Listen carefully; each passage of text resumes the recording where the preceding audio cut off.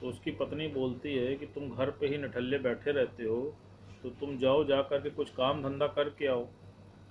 तो उसको काम धंधा करने के लिए 50 रुपये देती है और कहती है कि जाओ शहर और जा कर के कुछ काम धाम करके आओ, कुछ पैसे कमा के आओ।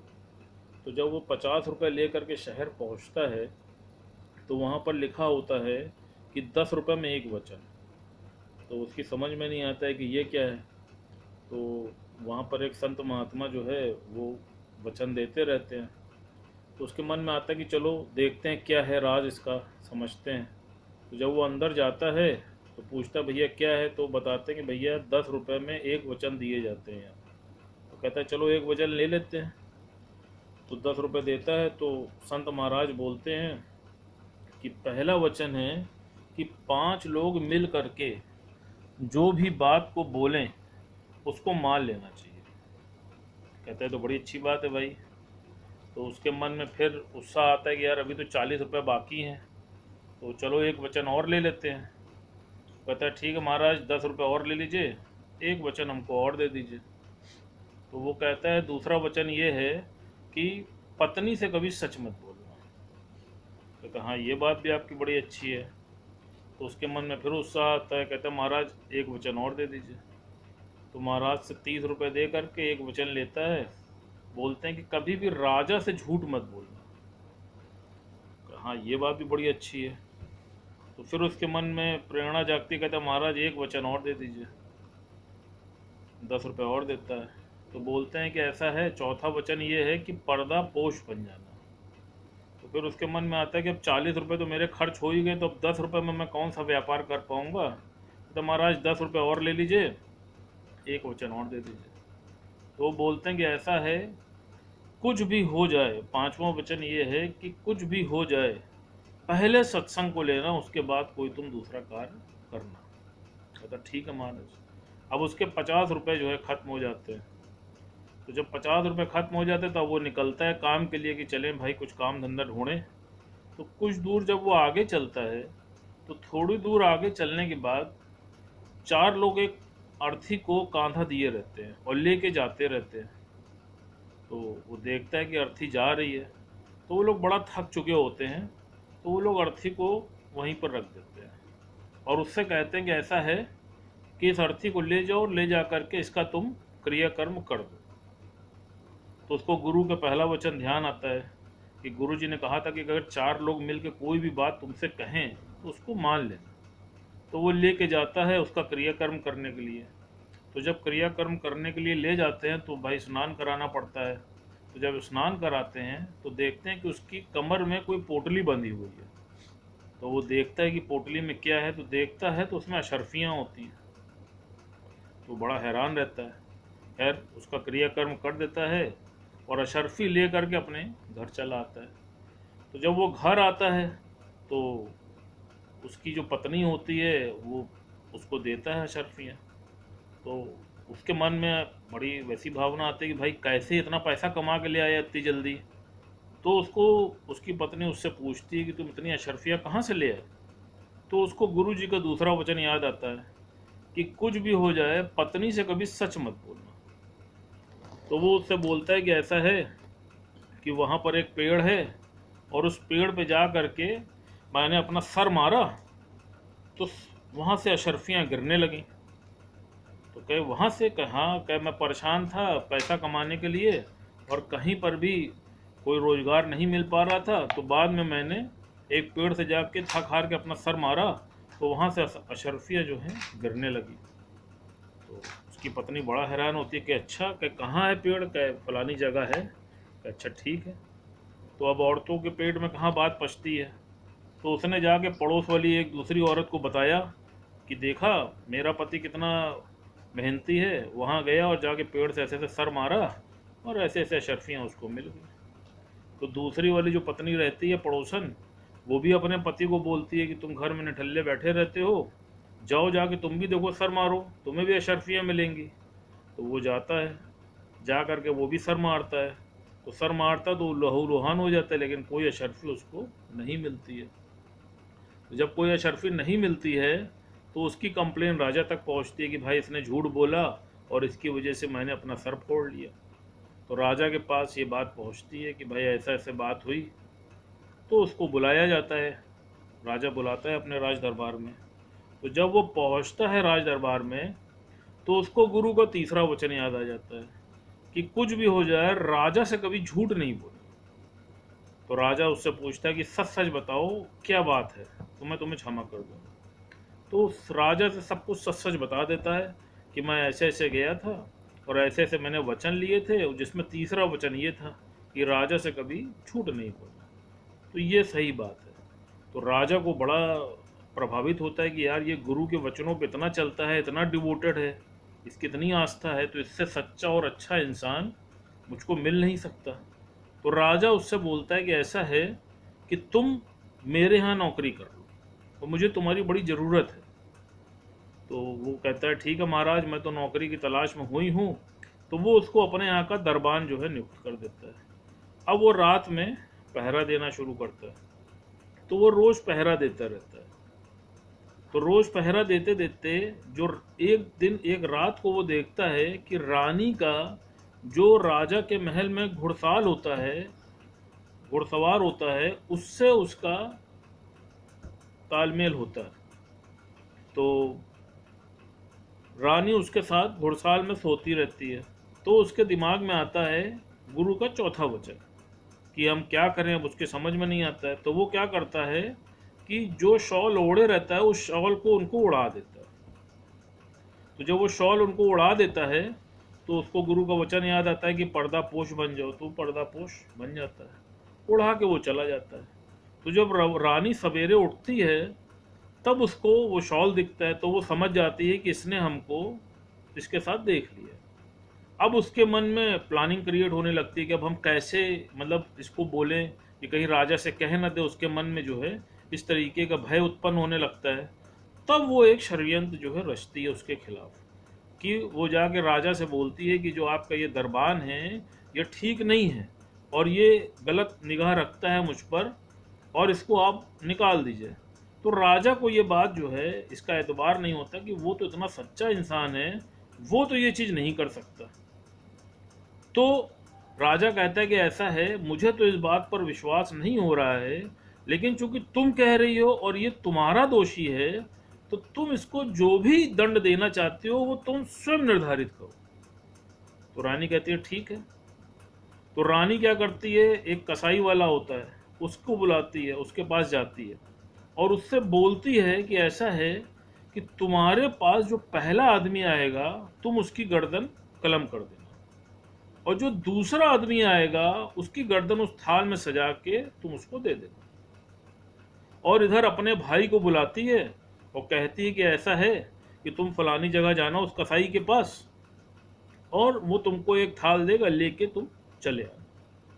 और इधर इस दरबान को बुलाती है कि तुम जाओ, पहले आदमी तुम हो, तुम जाओ और जा करके वो तुमको कसाई एक थाल देगा, उसको लेकर के चले आओ। तो जब वो थाल लेने जाता है कसाई के पास तो बीच में सत्संग होता रहता है। तो उसको गुरु का पांचवा वचन ध्यान आ जाता है कि गुरु जी ने कहा था कि कुछ भी हो जाए पहले सब काम को छोड़ के तुम सत्संग ले लेना। तो वो सत्संग सुनने बैठ जाता है। तो जब वो सत्संग सुनने बैठ जाता है तो वो सत्संग 1-1.5 घंटा चलता है। तब तक जो उसका भाई होता है रानी का, वो कसाई के पास पहुंच जाता है।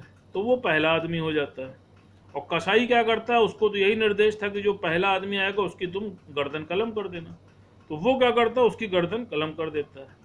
और जब ये पहुंचता है 1.5 घंटे बाद तो ये दूसरा आदमी हो जाता है और उस थाल में सजा करके वो उसकी गर्दन उसको दे देता है। तो जब वो वहां पे पहुंचता है और उसकी गर्दन थाल में सजी हुई लेके आता है महाराज के दरबार में, तब वो रानी देखती है दूर से। तो दूर से देखते ही वो समझ जाती है और जोर जोर चिल्लाने लगती है कि तू जीता मैं हारी, तू जीता मैं हारी, तू जीता मैं हारी। तो भगवान ने इसका जो उद्देश्य बताया, सत्संग की महत्ता बताई, कहा कि कुछ भी हो जाए, मतलब कैसी भी विषम परिस्थिति आ जाए, अगर आपने जीवन में सत्संग को प्रायोरिटी दी तो कभी भी आपका अहित नहीं हो सकता। प्लस जैसे अभी भगवान वाणी में कह रहे थे कि लोग धमकी देते हैं ना कि मैं सुसाइड कर लूंगा, मैं ऐसा कर लूंगा, मैं मर जाऊंगा, तो कहा वो सब झूठ बोलते। वो सिर्फ तुमको भयभीत करते हैं। और आप हमेशा इसको आजमा लीजिएगा कि जिन लोगों से आपकी मोह की तारें जुड़ी होती हैं, उन्हीं के साथ आप सेक्रीफाइस कर ले, अरे भैया भैया मत करना, ऐसा मत करना। क्यों? क्योंकि आप भयभीत हो जाते हैं, आपको लगता है कि कहीं ये मेरा प्यारा मुझको छोड़ के चला ना जाए। क्यों? क्योंकि किसी में आप पुत्र देख रहे हैं, किसी में आप भाई देख रहे हैं, किसी में आप पत्नी देख रहे हैं, किसी में आप पिता देख रहे हैं। और जब आप उसमें वो रूप को देखते हैं तो आप मोह से ग्रसित होते हैं। तो भगवान ने क्या बोला? भगवान ने बोला कि सब में तुम मेरा ही रूप देखो। जब तुम हर एक में ईश्वर का रूप देखोगे तो तुमको उसकी वाणी से भय नहीं लगेगा। तुम्हें भय ही तब लगता है जब तुम उसको एक मनुष्य करके देखते हो, तुम उसको देह करके देखते हो। जब तुम उसको आत्मा करके देखोगे तो तुम्हें कभी भी भय नहीं लगेगा। और सबसे ज्यादा जो कठिन होता है वो मोह की तारें तो सबसे ज्यादा कठिनाई से कटती हैं। आप देखिए मोह में लोग कितना बड़ा बड़ा काम कर जाते हैं। धृतराष्ट्र का जो भी चलता है अपने सत्संग में भी, देखिए इतनी बड़ी महाभारत हो गई तो वो मोह के कारण ही तो हुई कि धृतराष्ट्र दुर्योधन को मना नहीं कर पाया। वो जानता था कि सारी चीजें गलत हो रही हैं, लेकिन उसके बाद भी मोह के कारण वो उसको नहीं रोक पाया और उसके 100 के सूत्र 100 पुत्र मारे गए।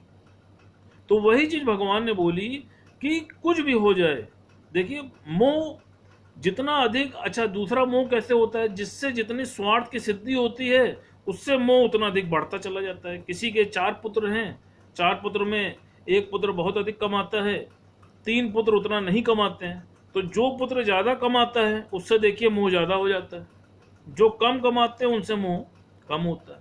तो वही चीज भगवान बता रहे थे कि तुम व्यक्ति नहीं शक्ति पे ध्यान दो। जब तुम शक्ति पे ध्यान दोगे तो तुम कभी भी देखो धोखा नहीं खाओगे। फिर भगवान ने क्या बोला? भगवान ने बोला कि तुम सिर्फ एक दृष्टा हो, तुम पिक्चर क्रिएट नहीं कर सकते, तुम सिर्फ पिक्चर को देख सकते हो। ये बात हम लोगों को सत्संग सुनने के बाद समझ में आती है। जैसे देखिए आप पिक्चर हॉल में पिक्चर देखने जाते हैं तो पिक्चर का आनंद कौन ले पाता है? पिक्चर का आनंद वही व्यक्ति ले पाता है जो ये महसूस करता है कि मैं एंजॉय करने आया हूं।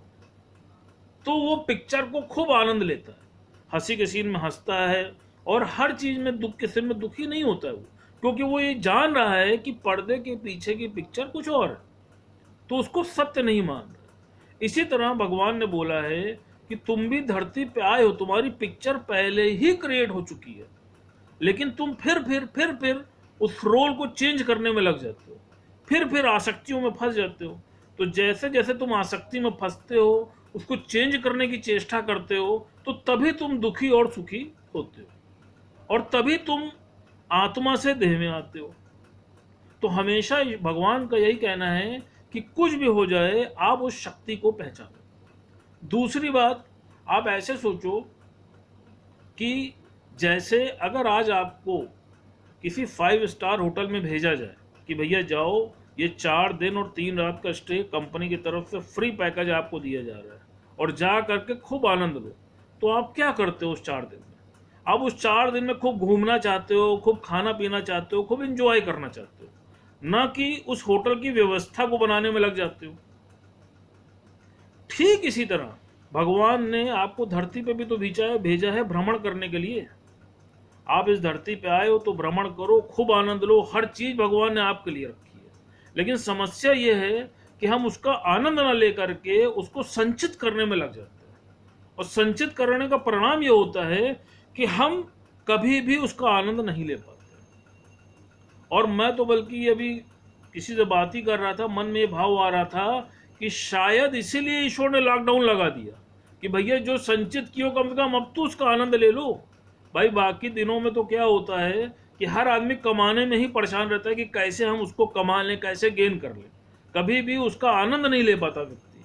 तो कम से कम ये जो समय चल रहा है, तो इस समय तो आपको घर में ही बैठना है, तो कम से कम इस समय ही जो अर्जित किया उसका आनंद आप ले लो, तो भी आपको बहुत आनंद आ जाएगा। बाकी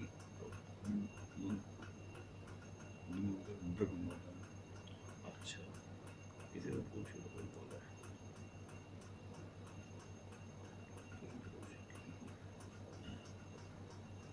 बहुत अच्छा लगा।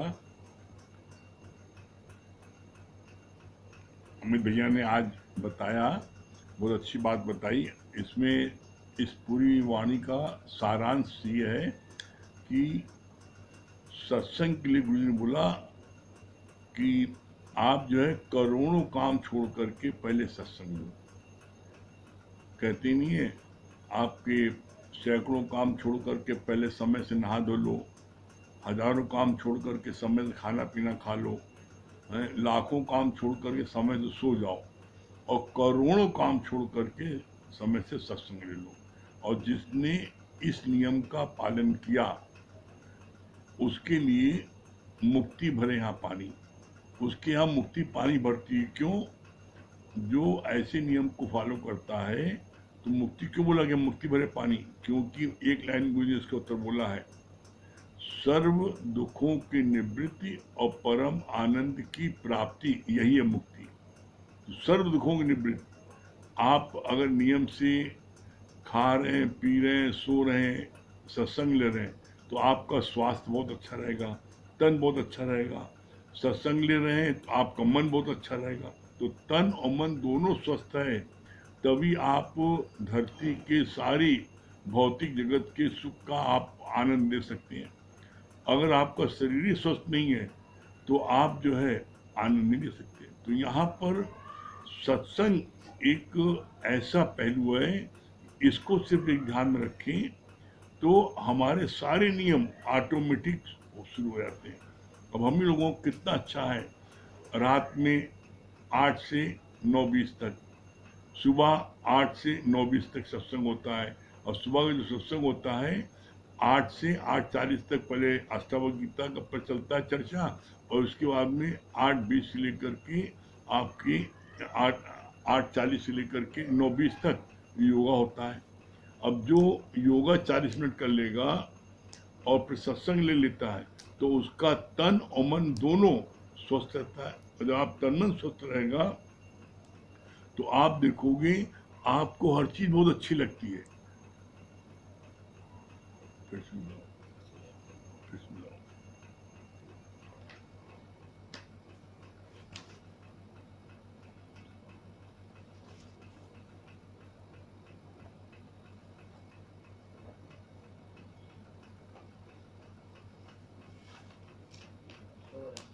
बहुत ही सत्संग को जिसने भी प्रायोरिटी दिया, सत्संग को जिसने भी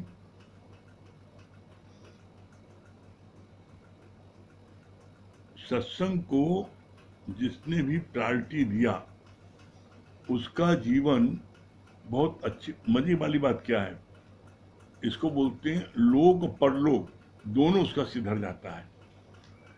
यहाँ पर हम लोगों का आजकल रात में गीता का चल रहा है और गीता का 13वां अध्याय का हम लोगों का 12 से 16 श्लोक, ये जो है 12-16 श्लोक होना है। और कल जो है जो पढ़ा गया था, कल 15वां श्लोक जो पढ़ा गया था, लास्ट में उसकी 2 लाइन पढ़ देते हैं। शुद्ध देश है जहाँ ज्ञान की वार्ता होती हो, वहाँ तुम्हारा निवास होना चाहिए, और विषयासक्त पुरुषों की समुदाय में तुम्हारा चित्त नहीं लगना चाहिए। वहाँ से तुरंत उठ खड़े हो जाओ। ये है सब ज्ञान, और उसके विपरीत जो कुछ भी है वो है अज्ञान। कल यहाँ तक हुआ था। इसके आगे आज 13वें अध्याय का 12 से 16 श्लोक तक क्या बोल रहे हैं भगवान? बोले, ब्रह्म को जानकर मनुष्य परमानंद को प्राप्त होता है। ब्रह्म को जानकर मनुष्य परमानंद को प्राप्त होता है। बोला, सर्व दुखों की निवृत्ति और परम आनंद की प्राप्ति। ब्रह्म है अकथनीय, इसलिए इसको न तो सत्य और न असत कहा जाता है। कितनी सुंदर बात भगवान ने बोली है। ब्रह्म को जानकर मनुष्य परमानंद को प्राप्त होता है। मतलब जिसने ब्रह्म को जान लिया, ब्रह्म को जान लिया मीन्स अपने को जान लिया। जब आपने ये जान लिया हु आई एम, मैं ब्रह्म हूँ, मैं आत्मा हूँ, तो उस समय आपको परमानंद की प्राप्त होती है।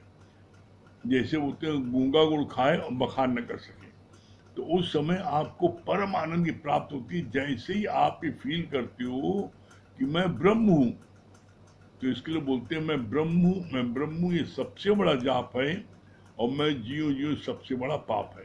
तो अपने को ब्रह्म जानने मात्र से ही आपको परमानंद की प्राप्त होती है। क्या बोला? ब्रह्म आप कब अपने, एक लाइन में उत्तर बोला, सर्व दुखों की निवृत्ति और परम आनंद की प्राप्ति, यही मुक्ति। आज आप आज आप देखो, आज आपको किसी प्रकार का कोई दुख तो नहीं है, कोई विक्षेपता तो नहीं है, आप आनंद में है, तो आप मुक्त हैं।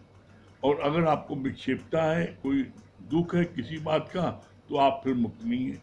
बोला अंत वेले में जो आज आपको दुख है, यही अंत वेले में वहां आपका ध्यान जाएगा और उसी के अनुसार आपका जन्म होगा।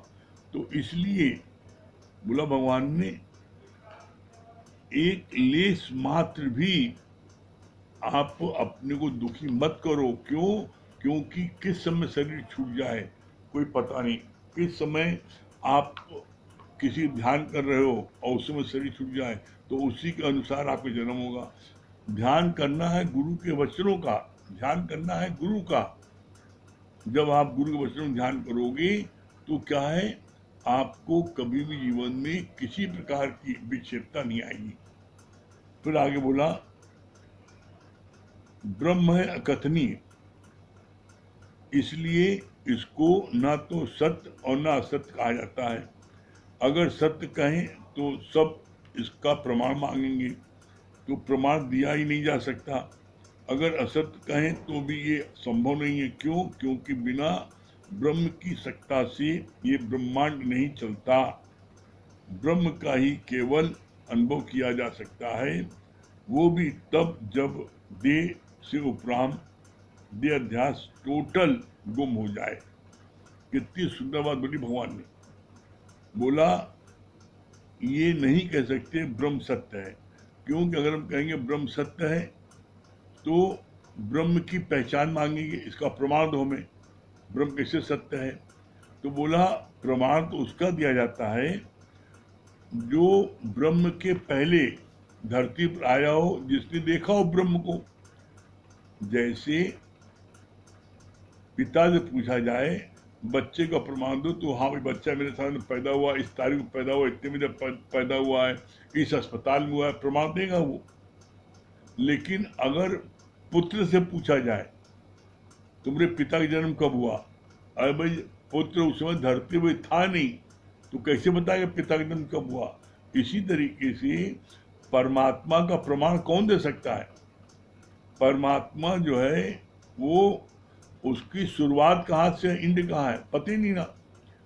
सबसे पहले परमात्मा आया, तो परमात्मा का प्रमाण कौन देगा। तो इसीलिए बोला गया कि अगर ये कहें ब्रह्म सत्य है तो इसका प्रमाण नहीं दे सकते, और अगर ये कहें ब्रह्म नहीं है तो ये बात असंभव है। क्यों? क्योंकि ये जो पूरी सृष्टि चल रही है, ये किसके इशारे चल रही है, किसकी बदौलत चल रही है।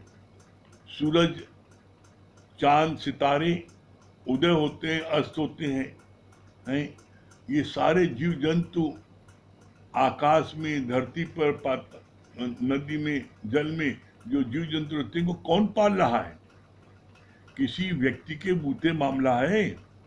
जो करोड़ों अरबों जो जीव जंतु हैं, इनको कौन रोज खिला पिला रहा है। पलते अलग अलग है प्राणी, पालने वाला एक है।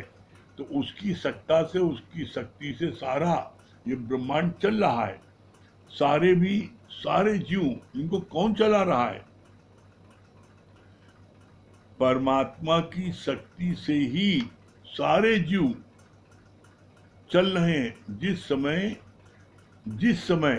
क्षण परमात्मा से कनेक्शन कट होता है, तो वही जीव निर्जीव हो जाता है।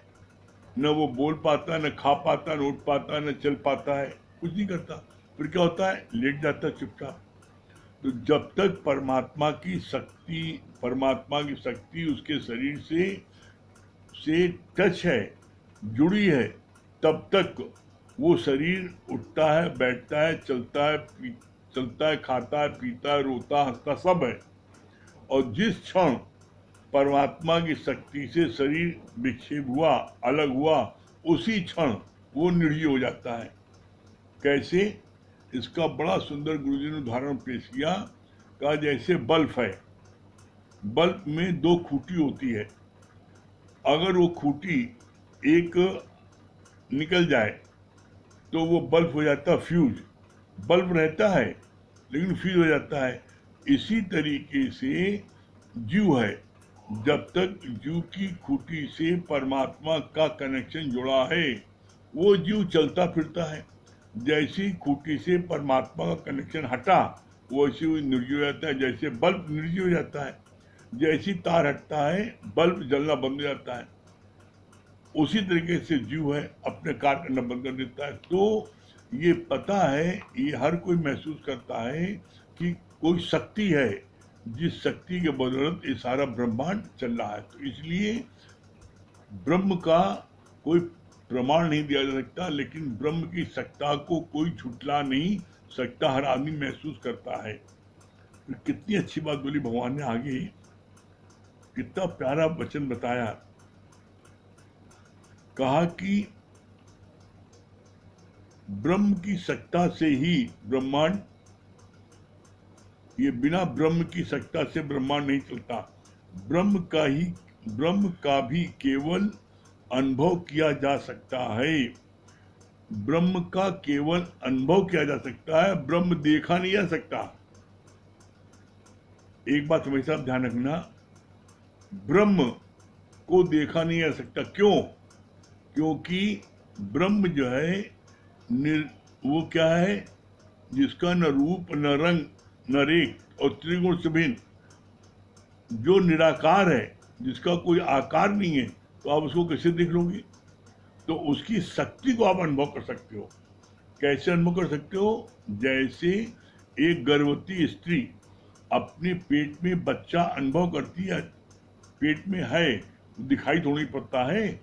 इसी तरीके से परमात्मा की शक्ति दिखाई नहीं पड़ती, परमात्मा से उत्पन्न हुई माया वो दिखाई पड़ती है। ये बड़ी मजे की बात है। ये पूरा ब्रह्मांड परमात्मा के अंश मात्र से उत्पन्न हुआ है। जो चीज अंश मात्र से उत्पन्न हुई है उसको आप देख सकते हो, वो दिखाई पड़ रहा है। ये बेटा है, ये बेटी है, ये दुकान है, ये मकान है, ये गाय है, ये भैंस है, ये बकरी है, सब दिखाई पड़ रहा है। लेकिन ब्रह्म नहीं दिखाई पड़ता। क्यों? ब्रह्म निराकार है। ब्रह्म जो निराकार है इसलिए नहीं दिखाई पड़ता, लेकिन उसकी शक्ति को आप महसूस करोगे। यही बात बोली भगवान ने कि इसका तुम ब्रह्म का एहसास कब करोगे? उसका एक लाइन में प्रमाण दिया है, ब्रह्म का भी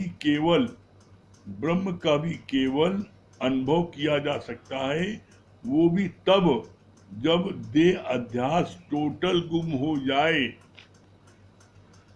जब आपका देह अध्यास पूरा गुम हो जाएगा, तब आपको जो है तब जो है आप जो है आपको दिखाई पड़ेगा। तब आपको जो है ब्रह्म जब दूर हो जाए टोटल, तब आपको ब्रह्म का अनुभव होगा। फिर आगे बोला, दृष्टा दर्शन दृश्य तृप्ति से है न्यारा, सब कुछ मैं ही मैं करने हारा। ब्रह्म का वर्णन तुम जीव बन के कैसे कर सकते हो? स्वयं में ब्रह्म जानने से मौन आ जाता है। ब्रह्म शांति की मंजिल ज्ञानी की है। ब्रह्म शांति की मंजिल ज्ञानी की है। मन फिर गुण देखता है, कभी विकारों पर नजर डालता है। ब्रह्म को पाना है, स्वयं को खोना। वृक्ष का होना, बीज का पूर्णतः हो जाना। जैसे इलेक्ट्रिसिटी से होने वाली कार्यों का ब्यौरा बता सकते हो, पर इलेक्ट्रिसिटी क्या है ये कोई नहीं बता सकता। कितनी सुंदर बात बोली भगवान ने। इलेक्ट्रिसिटी क्या है? जिसने इलेक्ट्रिसिटी की खोज की, जब एग्जीबिशन लगी थी, सारे इक्विपमेंट चल रहे थे, तो एक विद्यार्थी ने पूछा व्हाट इज इलेक्ट्रिसिटी। तो जिसने इलेक्ट्रिसिटी की खोज की थी उसने बताया कि इलेक्ट्रिसिटी से हीटर चलता है, इलेक्ट्रिसिटी से फ्रिज चलता है, इलेक्ट्रिसिटी से पंखा चलता है, बल्ब जलता है। तो लड़का बड़ा होशियार था लड़का, उसने कहा मैं आपसे नहीं पूछ रहा हूँ कि इलेक्ट्रिसिटी से क्या क्या होता है, मैं आपसे पूछ रहा हूँ व्हाट इज इलेक्ट्रिसिटी। तब उसने कहा भैया इलेक्ट्रिसिटी की खोज मैंने ही की है, लेकिन मैं नहीं बता सकता कि इलेक्ट्रिसिटी क्या होती है। इलेक्ट्रिसिटी उससे उससे विभिन्न उपकरण चलते हैं। इसी तरीके से ब्रह्म क्या है कोई नहीं बता सकता, क्यों? वो निराकार है। जैसे इलेक्ट्रिसिटी परिभाषा कोई नहीं बता सकता, उसी तरीके से ब्रह्म की परिभाषा कोई नहीं बता सकता। ब्रह्म से सारे जीव में प्राण चलते हैं, ब्रह्म की सत्ता से सूरज चांद चलते हैं, ये सब, लेकिन ब्रह्म क्या है ये कोई नहीं बता सकता। क्यों नहीं बता सकता? क्योंकि ब्रह्म के पहले कुछ था ही नहीं। जब कुछ नहीं था तो कोई इसको कैसे बताएगा? तो यहाँ बड़ी अच्छी बात बोली भगवान ने कि जैसे इलेक्ट्रिसिटी से ये बताया जाता है कि ये हीटर चल रहा है, फ्रिज चल रहा है, ये गर्म भी है ठंडा भी, दोनों चीज इलेक्ट्रिसिटी से है, लेकिन इलेक्ट्रिसिटी क्या है कोई नहीं बता सकता। इसी तरीके से ब्रह्म की सत्ता, ब्रह्म क्या कोई नहीं बता सकता। ब्रह्म से जीव चल रहा है, ब्रह्म से जो है वो जड़ चेतन सम्य है, ये सब बता सकते हैं, लेकिन ब्रह्म क्या है ये कोई नहीं बता सकता। फिर कितनी अच्छी बात बोली, कितनी प्यारी बात बोली भगवान ने।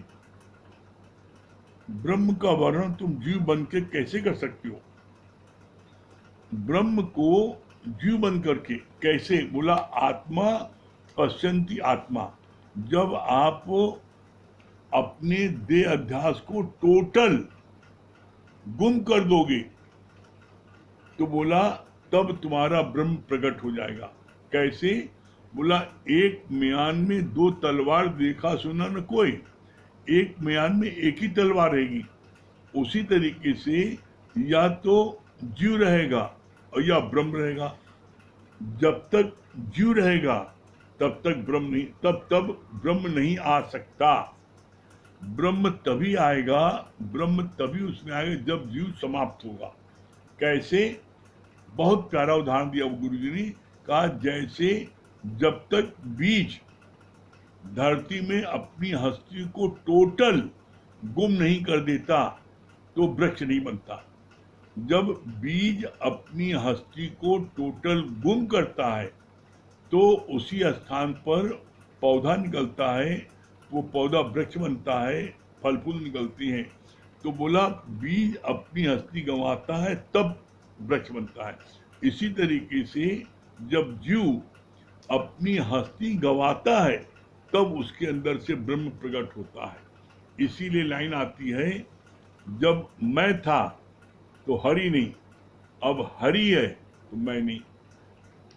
ये आप अपनी हस्ती को जैसे जैसे गुम करते जाओगे वैसे वैसे आपको आनंद की प्राप्ति होगी। बिना हस्ती गुम करे आनंद की प्राप्ति नहीं हो सकती है। बहुत अच्छा बोला। मन फिर गुण देखता है, कई विकारों पर नजर डालता है। ब्रह्म को पाना है, स्वयं को खोना। अगर ब्रह्म पाना चाहते हो, ब्रह्म को प्रकट करना चाहते हो, तो अपने को गुम करना पड़ेगा, अपनी हस्ती मैं नहीं। जब अपनी हस्ती टोटल गुम कर दोगे तो ब्रह्म आपका प्रकट हो जाएगा। फिर आगे बोला भगवान ने, क्या है ये?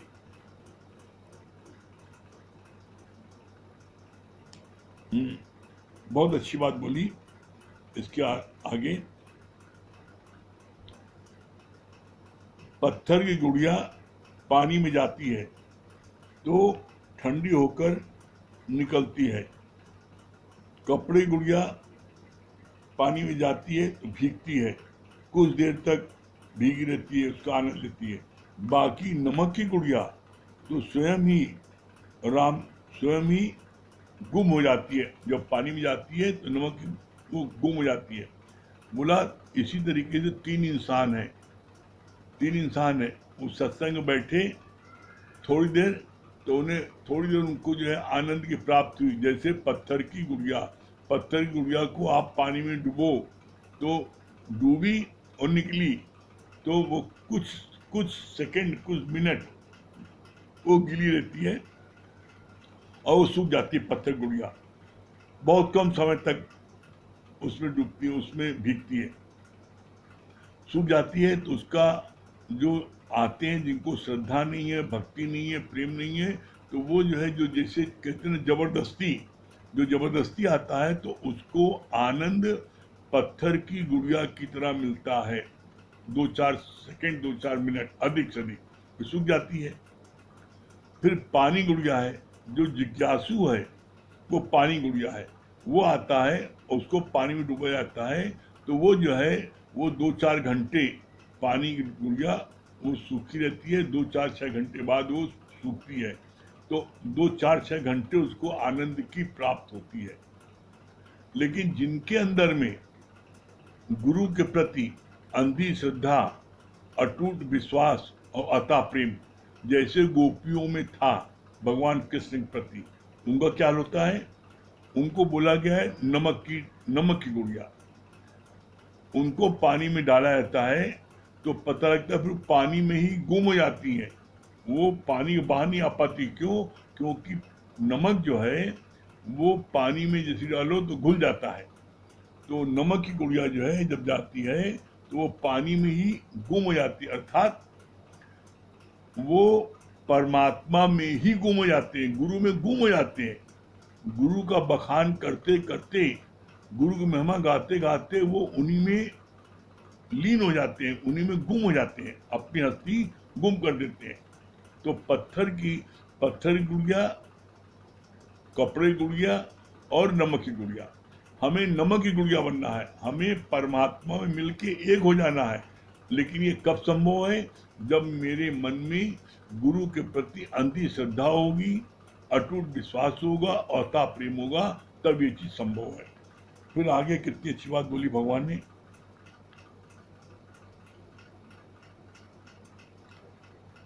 सर्व में भगवान देखना गुरु सिखाता है, लेकिन मन फिर भूल करता है, जानत तुम्हें हो जाई।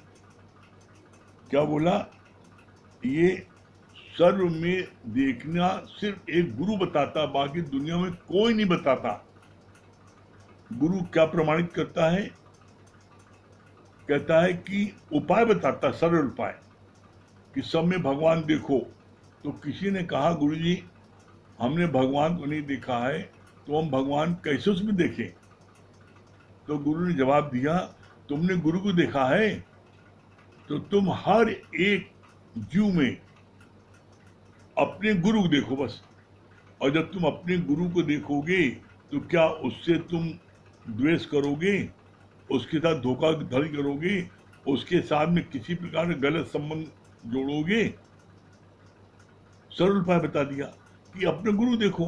तो ये बड़ा सरल है, जो भी हमें दिखे हम उसको अपने गुरु का ही रूप देखें। अगर गुरु हमें डांटता है, गुरु मेरे बिगड़ता है, तो क्या हम गुरु को जवाब देते हैं?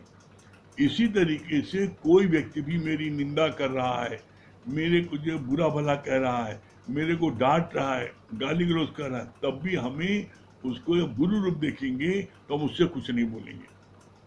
और जब आप कुछ नहीं बोलोगे तो इसका मतलब क्या हुआ कि आपके अंदर से परमात्मा प्रकट हो गया है। लेकिन एक बात ध्यान रखना जरूर, क्या? भगवान नहीं बोलेगा, गुरु नहीं बोलेगा, लेकिन प्रकृति उसको नहीं छोड़ेगी। जो गुरु की निंदा करता है प्रकृति उसको नहीं छोड़ती। योर नर्वस सिस्टम, जो तुम्हारा अपना नर्वस सिस्टम है, वो तुम्हें चैन से नहीं बैठने देगा। तुम्हारे को रात की नींद हराम हो जाएगी। क्यों? क्योंकि तोरा मन दर्पण कहलाए और भले बुरे सारे कर्मों को देखे और दिखाए। जग से भाग ले प्राणी पर मन से भाग न पाए, तोरा मन दर्पण कहलाए। तुम्हारा मन जानता है कि मेरा गुरु कितना पवित्र है, पाक है, ईश्वर का अवतार है, लेकिन हम अपने किसी स्वार्थ के कारण हम जो है हम गुरु की निंदा करते हैं जब मेरा कोई हित सिद्ध नहीं होता। तो इसके लिए भगवान बोला कि जब तुम 2 मिनट ध्यान करोगे, क्या आज तक गुरु ने तुम्हारा अहित किया है?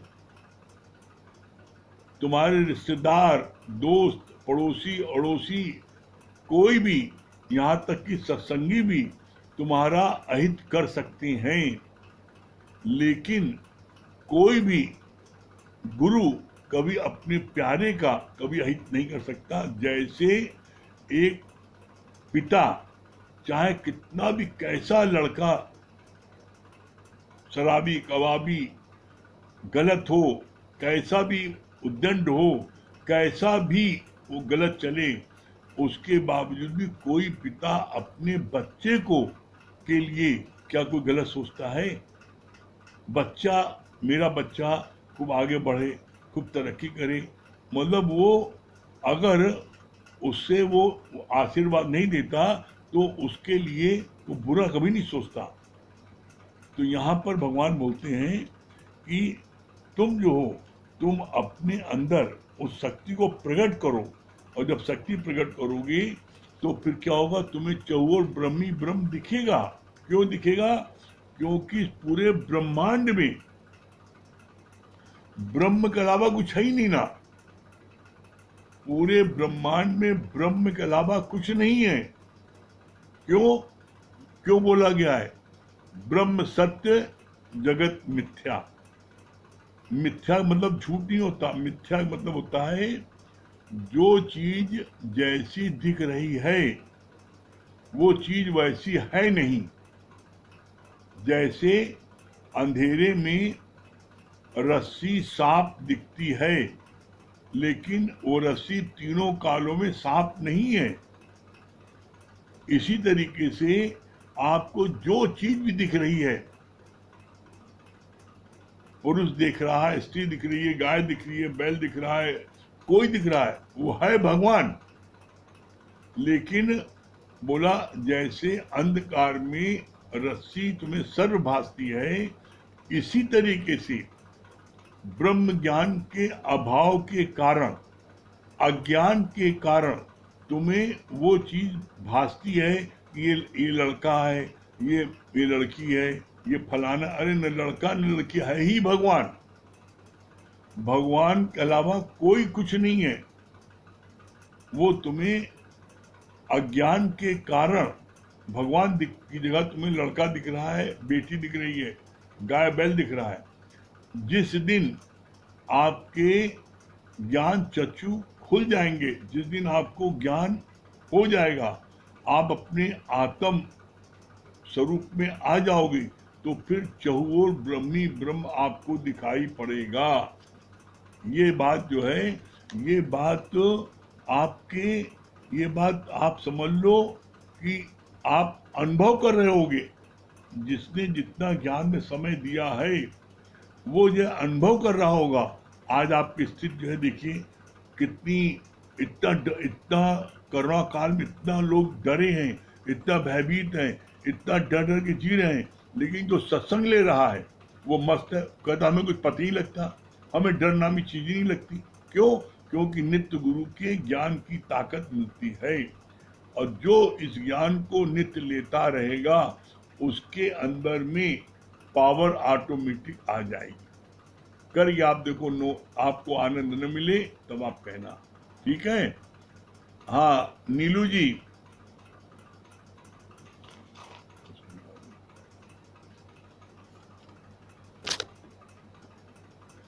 हाँ हरिओम गुरु जी। हरिओम नीलू जी, क्या बता रही है? जी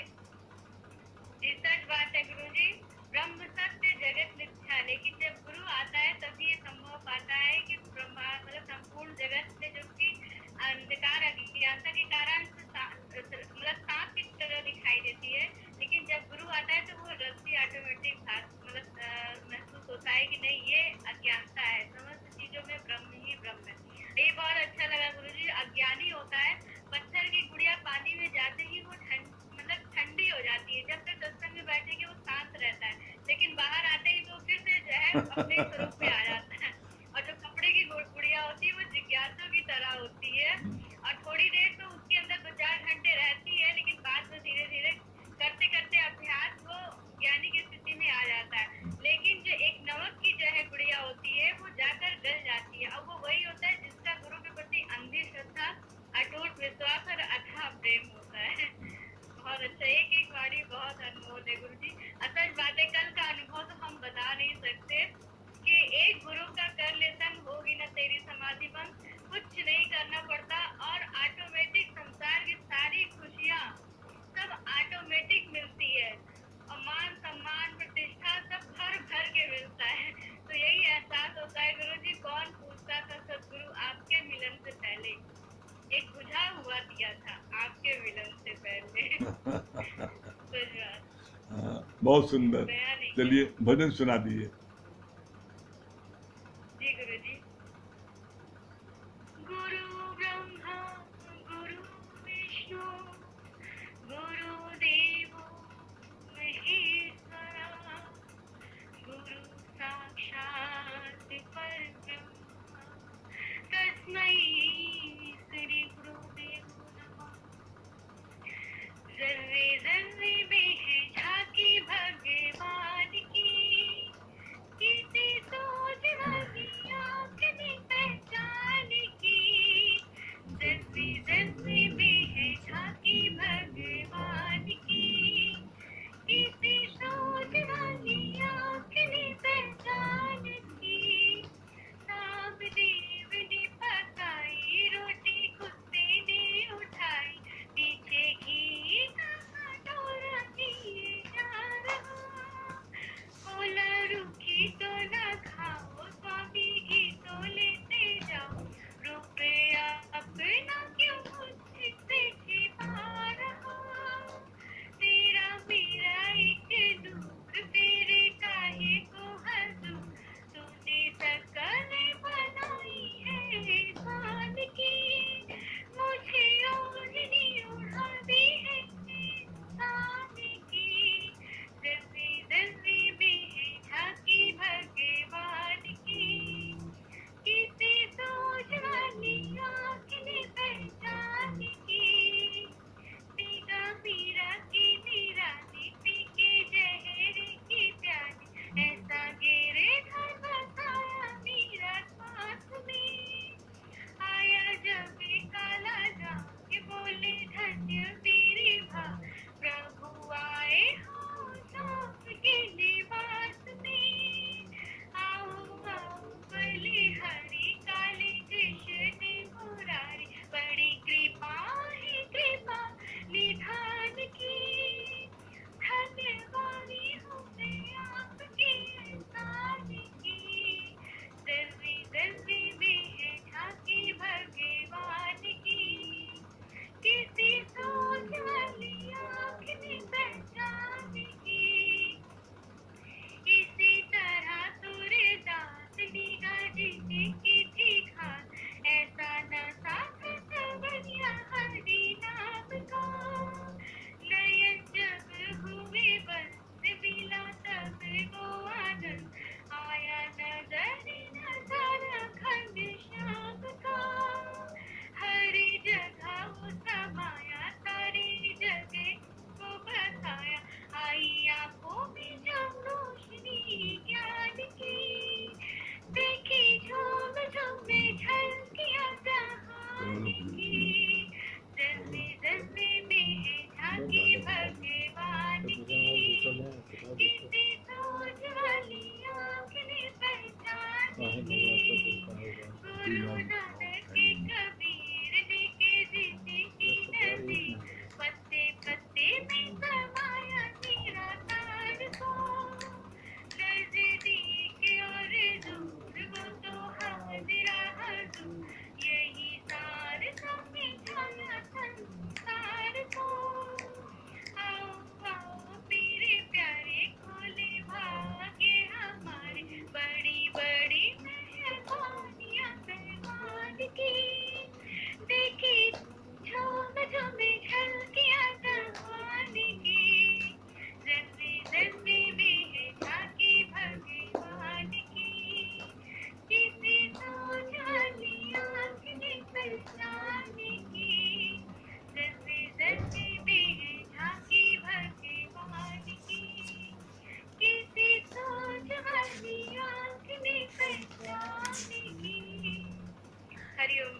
बहुत सुंदर, बहुत बढ़िया। चलिए, अमित भैया भजन सुना रहे हैं। चल जाएगा। आपको चाहिए?